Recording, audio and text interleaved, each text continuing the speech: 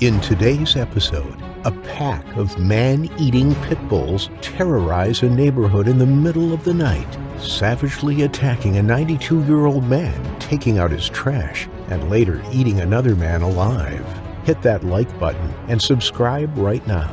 This is the terrifying pit bull attack on Dennis Moore. Welcome to Final Affliction. Pit bulls, like most dogs, are a marvel of nature. Their muscular and powerful build exudes raw strength and vitality, as their sleek coat shimmers in the light like a suit of armor. Their massive jaws and fearless, piercing gaze strike fear into the hearts of even the bravest souls.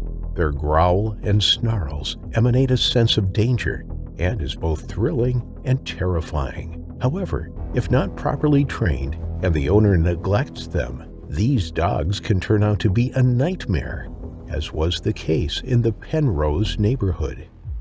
62-year-old Dennis Moore had met the love of his life, Melvina, in his later years. His greatest joy had always been to see her happy. When they first met, they knew that they were meant for each other, and days later, Dennis was already making plans to be with her and her kids. When Melvina confided in him that she had never had a wedding, Dennis made sure that she got the wedding of her dreams. Over their 8 years of marriage, their happy family had settled in and made their home in the Penrose neighborhood of St. Louis, Missouri. Here, they were part of a vibrant community with a diverse population and a dynamic cultural scene. It was also home to upcoming and thriving artists of all kinds. But what made it so special was the sense of community. It always had a tight-knit feel, as its residents were always ready to lend a helping hand to each other. Dennis and Melvina Moore had weathered the storms of life together here and always felt right at home. Dennis, a retired landscaper, was a gem to his community. Despite being retired, he still made time to manicure the lawns and gardens of his neighbors at no cost. He consistently went out of his way to help out the elderly in the community and always gave a warm smile to everyone he met on his way. He was like a shining star in the dark night sky, bringing warmth and light to all around him. His wife worked as a night shift nurse in a nursing home, and whenever she was away, Dennis would call to check on her frequently in the night. He loved her to the ends of the world and cared for her well-being. He wouldn't fall asleep until he had checked on his wife and made sure she was okay. Only then would he be able to tuck himself into bed and sleep peacefully. But before she left for work, just as the sun was beginning to set and as the evening slowly crept in, their home would be filled with the tranquil ambiance of the two lovingly chatting away. The air would be filled with the aroma of their tasty dinners simmering on the stove. Dennis always ensured that his wife left for work on a full stomach. The two had always found pleasure in each other's company, and every single day he would see her off and then proceed to take his evening walk. He would then settle into his cozy abode, indulging in his favorite pastime of watching TV until it was time for him to go to bed. On July 2022, as was with any other day, Dennis Moore gave his wife a kiss and hugged her tightly before she left for work. As nightfall set in, Dennis zipped up his jacket, put on a cap, and laced up his walking shoes ready for his daily walk. He locked the door behind him and hit the streets of his neighborhood. During this hour, the streets were quieter. There were fewer people and vehicles, which allowed him to immerse himself in the moment. It gave him the perfect chance to unwind and connect with nature. The rustling leaves and the gentle breeze created a calming soundtrack for his stroll, and as he walked down the alleys, the world seemed to slow down as he reflected on his day. An hour into his walk, Dennis was feeling rejuvenated and refreshed and was on his way back home. His wife had texted him to let him know that she had arrived safely at work. His phone battery was dying, and he decided he was going to respond to her once he had gotten home and charged his phone.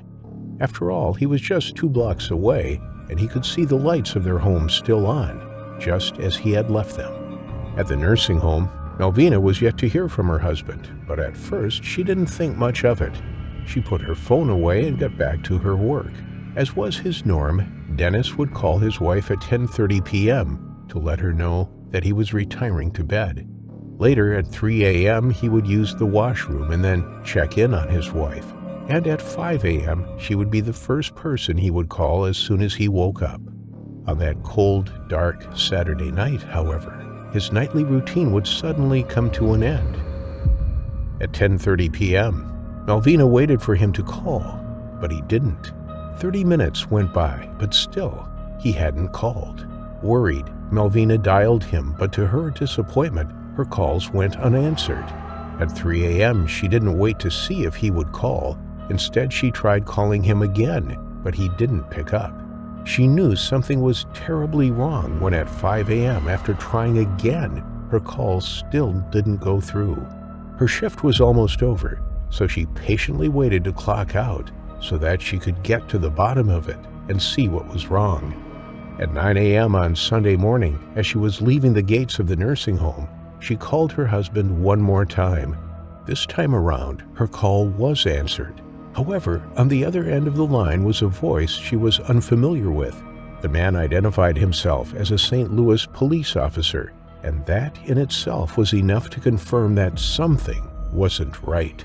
The officer asked her to identify herself and asked whether she lived at Dennis Moore's address. When she answered in the affirmative, the officers declined to explain the details of the situation at hand over the phone. A neighbor going about his daily business had passed through the alley that Dennis had taken the previous night when he was met with a gory sight and immediately called the police. The police arrived promptly to find Dennis Moore's decaying body. From their investigation, he had been attacked by a pack of dogs, and they had eaten him alive to the point where his body was quickly decaying. His wife arrived home to find her husband's body lying lifeless in a body bag. The police officers only allowed her to see his head, which had remained unharmed during the attack. The sight of the rest of his body would be too traumatizing for her to see. Malvina felt a heavy weight on her chest, making it harder for her to breathe. She couldn't wrap her head around the circumstances leading to his death. Tears fell down her cheeks uncontrollably as her husband's body was taken for autopsy to determine the cause of death. As the police canvassed the area, they met a 92-year-old man who was taking the trash out the previous night when he too was attacked by a pack of dogs, but was lucky enough to be taken to the hospital in time to save his life. With the help of animal control, the police found the 3 dogs that matched the description and were taken into custody pending investigations. Days before the attack, the pack of Pitbulls had been spotted roaming freely without leashes and causing havoc in the neighborhood. They were aggressive towards people and their pets. It was as if the pack of Pitbulls were wild dogs, behaving extremely territorially and aggressive. They would bounce through the grass, leaping over fences and fallen logs, and had a mean look on them that sent shivers down the spines of those who saw them. Malvina suspected that the dogs had been fed on raw meat and blood, which led them into mauling her husband like wolves. For months leading up to the death of Dennis, residents had contacted animal control to take hold of the situation, but they were yet to take action.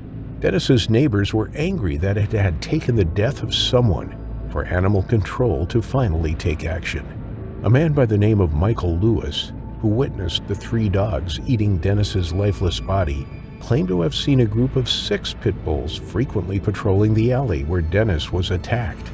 Police believe the dogs belong to someone in the area, but are unable to find out who that person is. If Michael Lewis is correct, there are still 3 more pit bulls on the loose in the area that animal control had failed to catch, making many residents scared to walk in their own neighborhood. What happened to Dennis is surprisingly common, as pit bulls are known to be particularly violent. Pit bulls are often associated with aggressive behavior and are sometimes referred to as dangerous dogs. This reputation has led to breed-specific legislation in many parts of the world that restricts or even bans ownership of pit bulls. However, it's important to note that not all pit bulls are aggressive, and aggression is not unique to this breed. Like all dogs, pit bulls can display aggressive behavior if they are poorly trained, mistreated, or socialized improperly. Factors such as genetics, early life experiences, and environment can also play a role in a dog's behavior. Many pit bulls are friendly and affectionate pets, and there are numerous examples of pit bulls serving as therapy dogs, search and rescue dogs, and even police dogs. If a pit bull displays aggressive behavior, it is often the result of poor ownership rather than an inherent characteristic of the breed. Pit bulls, like all dogs, require proper training, socialization, and care to ensure they grow up to be well-behaved and non-aggressive. An owner who fails to provide adequate socialization, training, and care for their pit bull can contribute to the development of aggressive behavior. A dog that is mistreated, neglected, or abused may become aggressive in response to its circumstances. It's also important to note that some owners intentionally encourage aggressive behavior in their pit bulls, either through neglect or through training methods that involve physical abuse or promoting a tough image for their dog. This can include encouraging the dog to be territorial or protective, or even participating in illegal dog fighting. Despite finding 3 of the 6 pit bulls that killed Dennis, until they find the owner of these pit bulls, the neighborhood will never be free of vicious dogs, and anyone walking the streets could meet their unfortunate final affliction.